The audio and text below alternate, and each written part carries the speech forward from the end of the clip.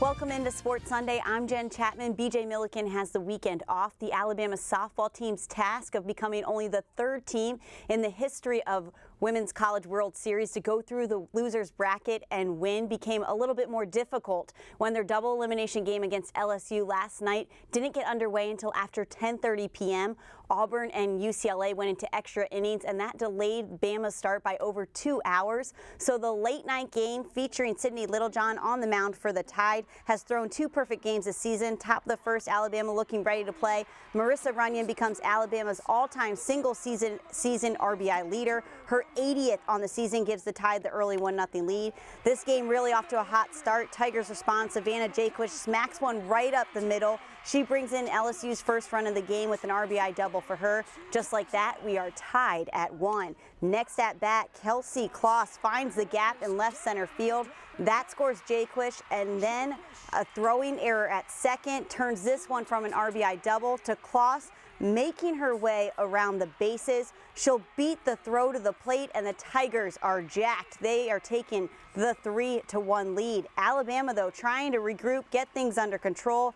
Bottom of the second, the Tide find themselves in more trouble. Bailey Landry eludes Demi Turner's diving attempt on the right, and this brings in 2 Tiger runs. LSU now goes up 5-1.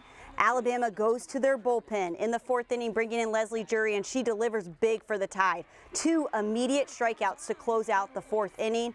Top of the 7th, Alabama's last attempt to stay alive in this tournament. Bases loaded, senior Jaden Spencer sends one up to right field. Andrea Hawkins tags up and she scores, cuts the lead to 5-2. With runners in scoring position, a wild pitch brings in freshman Kayla Reddig, and the Tide showing their fight to stay in this one 5-3 at this point. So runner on third, Runyon trying to play hero once again.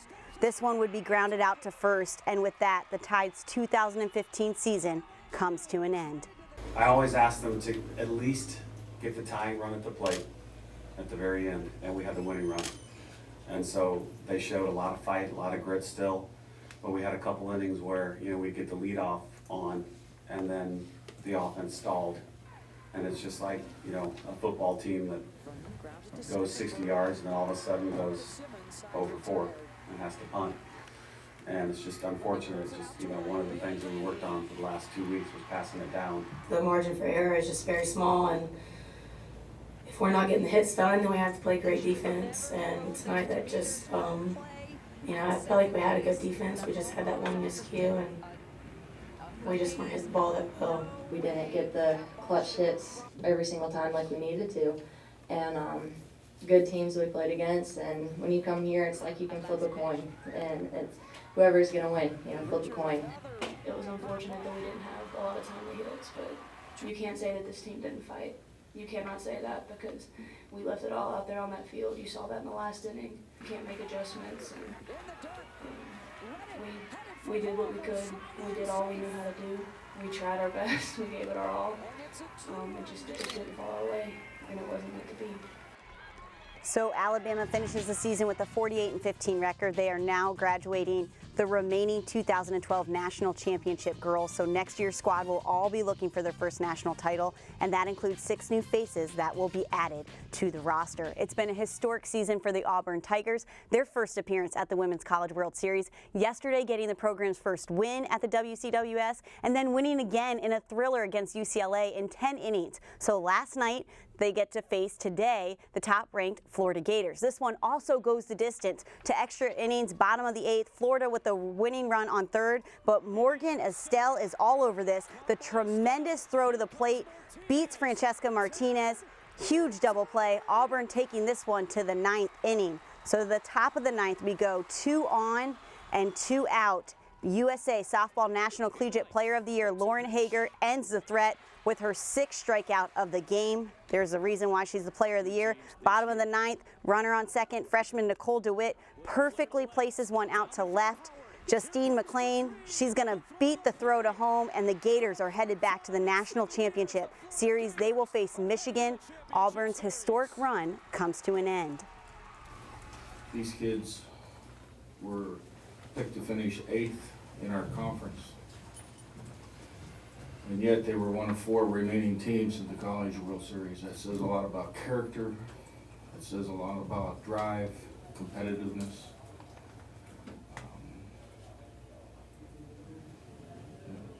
was a lot of fun.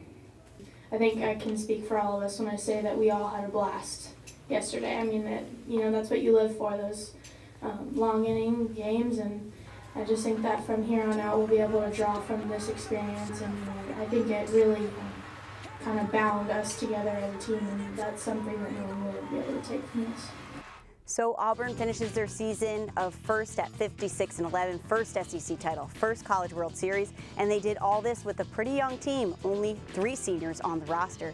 To Major League Baseball, the Braves on the West Coast facing the Giants, top of the 7th, Braves down 2-1 when Ron Yerby hits his 3rd homer of the season and gives Atlanta the first lead of the game. Then the Giants get the lead back in the bottom of the inning, but the Braves do it up big in the 9th. Freddie Freeman with a solo shot, his 7th home run this year. Then with the bases loaded, Jace Peterson finds the gap. This would be the game winner, 3-run score. Braves win 7-5 and now are at 500 with a 25-25 record. To the final day of the PGA AT&T Byron Nelson in Irving, Texas. Dustin Johnson started the day strong, 2 birdies on his first 3 holes, including this chip in, looking good there. But on the 6th hole, things aren't looking so good. First shot out of the bounds, second in the fescue, and this would so be me if I tried to get it out. He actually didn't even touch the ball. He has to go find it. So really today was about Stephen Bowditch, who got married on this course in 2011. He shot a 5-under 64, a 4-shot victory for the Australian, who had 27 birdies this weekend. When we return, you'll see that my golf game is pretty similar to how Johnson felt on that 6th hole. This week's one-on-one with Jen, I sit down with the 2015 NCAA Women's Golf Champion, and then she gives me a lesson on the green, so stay with us. Welcome back into Sports Sunday. Just 1 week ago, Alabama junior Emma Talley won the NCAA individual women's golf title after a rain delay stalled the tournament before her final putt. This week, I sat down with Emma to talk about her new title. Will she turn pro? And then we went out on the green. This week's one-on-one with Jen does not disappoint. Emma Talley, next to your name, it now says NCAA champion. Has it sunk in? No, it has definitely not sunk in. It hasn't had time yet, and also I'm trying to get prepared for my next tournament on Tuesday, and then after that I think I'll have a little time to think about it. And then you can celebrate? Yes. It was such a memorable way to win. With that 52-minute wait before you could go back out there and putt, what was going through your mind during those 52 minutes? It really was kind of a blessing in disguise. I mean, the bottom line is I was a little anxious after the bunker shot into the green. I was very anxious at the beginning, so I keep telling everybody I think it's a blessing in disguise, because I knew that I needed to make that putt, because I knew that somebody was going to make a birdie coming in to have some cushion, and I knew that would give me a better chance of like holding out.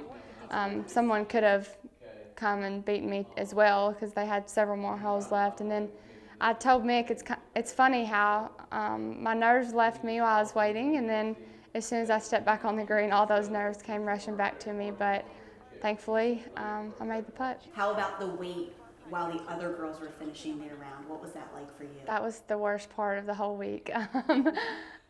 I know how my parents feel for sure now. That was so sickening, and I did not know what to think. I mean, one girl had 2 pretty easy, not easy holes, but birdie holes, birdie opportunities coming in, and she almost knocked it in on the last hole too, so it was very nerve-wracking. That was definitely the hardest part. So you've already won an amateur title, you win an NCAA title. People are asking, are you going to stay for your final year at Alabama, or is this where you go pro? Which are you choosing and why? I'm actually staying. I think it's really important to get a degree, and also I get one more year of being a kid. So I'm really excited about my senior year, and we'll see how it goes. So with the NCAA champion, Emma Talley, and I have no golf experience whatsoever, except I have played Wii golf for the last couple years with my 94-year-old friend George. And believe it or not, it took me 14 months to beat him in a game of Wii golf, and I've only in the last couple of years beat him a handful of times. So that's awesome. That is my golf experience. So George, thanks for teaching me. Yeah, he's taught me everything I know, but I do not know how to play out on the actual green. So it's all you, Emma. All right, well, first just keep your eye on the ball and just whack it. Just whack it. Oh, you gotta keep you were too excited. Eye on the ball.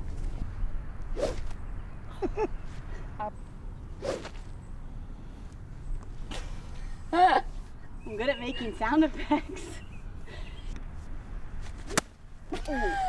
Too early. Made a divot.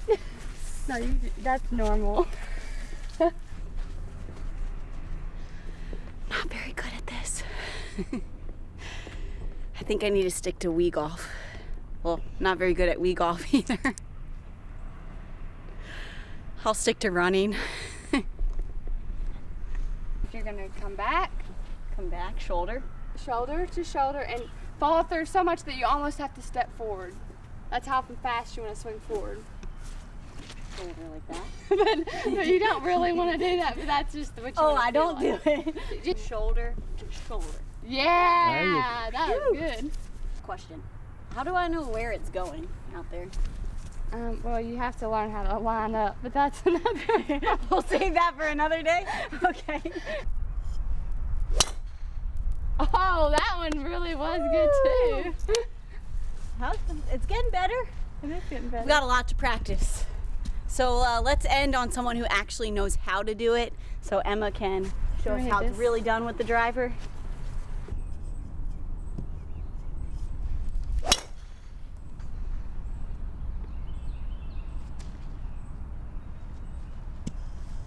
And thanks so much to Emma. She was such a great sport and showed so much patience with me. And if you can't tell, she's just a great girl, not just a great golfer. And before I left, she actually pulled out a ball. She said she thinks this is the national championship ball, and she signed it for George to give it to him later. So I just thought that was so awesome. And thank you so much, Emma. Thank you for taking your time. And it was another blast for one-on-one with Jen. If you ever have suggestions, feel free to send it to the hashtag one-on-one with Jen or send us an email. And still more Sports Sunday to come up next. We've got our favorite thing, so stick around.